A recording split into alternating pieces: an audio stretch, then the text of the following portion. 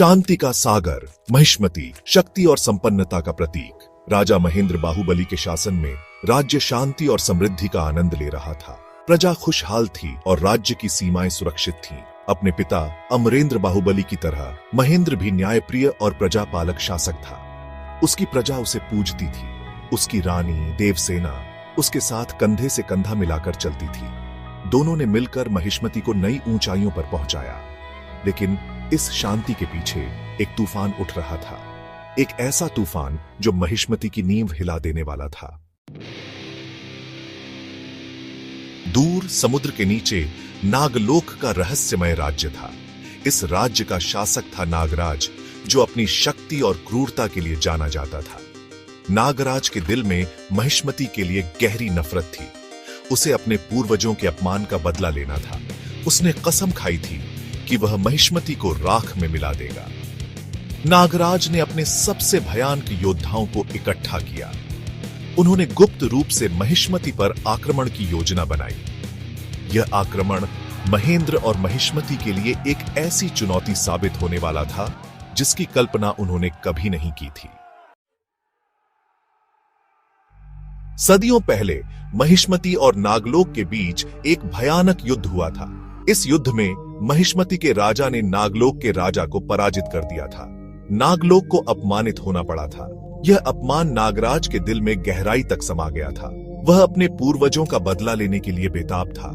यह प्रतिशोध की आग पीढ़ी दर पीढ़ी जलती रही और अब नागराज के शासन में यह अपने चरम पर पहुंच चुकी थी।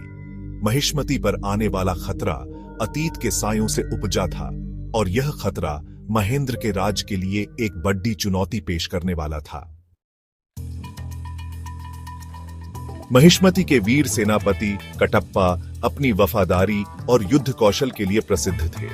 उन्होंने अमरेंद्र बाहुबली की सेवा की थी और अब वे महेंद्र के प्रति उतने ही समर्पित थे। कटप्पा महेंद्र के लिए न केवल एक सेनापति थे, बल्कि एक मित्र और संरक्षक भी थे।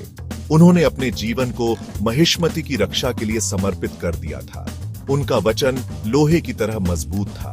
जब उन्हें महिष्मती पर आने वाले खतरे की खबर मिली तो उन्होंने अपनी तलवार उठाई और अपने राजा और राज्य की रक्षा के लिए कूद पड़े। कटप्पा का साहस और निष्ठा महेंद्र के लिए एक अमूल्य संपत्ति साबित होने वाली थी।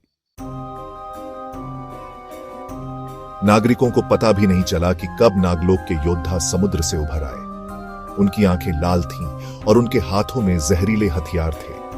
उनके पीछे पीछे विशाल समुद्री राक्षस आ रहे थे। नागलोक की सेना ने महिष्मती पर धावा बोल दिया। उनके पास जादू और मायावी शक्तियां थीं। उनके जहरीले तीर हवा में बारिश की तरह बरसने लगे। महिष्मती के सैनिक वीरता से लड़े, लेकिन नागलोक की सेना बहुत शक्तिशाली थी। महेंद्र ने अपनी सेना का नेतृत्व किया। उन्होंने अपनी असाधारण शक्ति और युद्ध कौशल का परिचय देते हुए दुश्मनों को धूल चटा दी। युद्ध के मैदान में दो शक्तिशाली योद्धा आमने सामने थे। एक तरफ थे महेंद्र बाहुबली, न्याय के प्रतीक, और दूसरी तरफ थे नागराज, बदले की आग में जलता हुआ। दोनों के बीच युद्ध शुरू हुआ जो सदियों तक याद रखा जाएगा। नागराज ने अपने जादू से महेंद्र पर हमला किया, लेकिन महेंद्र अपनी चतुराई और शक्ति से हर बार बच निकले। युद्ध लंबा और भीषण था। दोनों ही योद्धा थके हुए थे, लेकिन कोई भी हार मानने को तैयार नहीं था। यह युद्ध महिष्मती के भाग्य का फैसला करने वाला था। युद्ध अपने चरम पर था। नागराज ने एक ऐसा जाल बिछाया जिसमें महेंद्र फंस गए। मौत सामने खड़ी थी। तभी कटप्पा ने अपने प्राणों की आहुति देने का फैसला किया। वह महेंद्र के सामने कूद पड़े और नागराज के वार को अपने ऊपर ले लिया। कटप्पा ने अपने राजा के लिए अपना जीवन दे दिया। उनका बलिदान व्यर्थ नहीं गया। इससे महेंद्र को नागराज को हराने का मौका मिला। कटप्पा के बलिदान ने महेंद्र को नई शक्ति दी। उन्होंने नागराज पर पूरी ताकत से हमला किया और अंततः उसे हरा दिया। नागराज हार गया, लेकिन महेंद्र ने उसे जीवन दान दे दिया।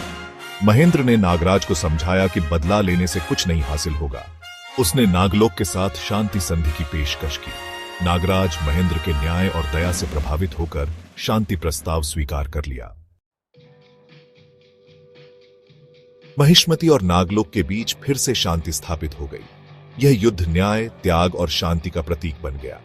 महेंद्र ने साबित कर दिया कि एक सच्चा राजा न केवल युद्ध जीतता है बल्कि शांति भी स्थापित करता है।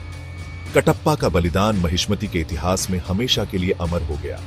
यह कहानी पीढ़ी दर पीढ़ी चली आ रही है, जो लोगों को न्याय, त्याग और शांति के महत्व की याद दिलाती है।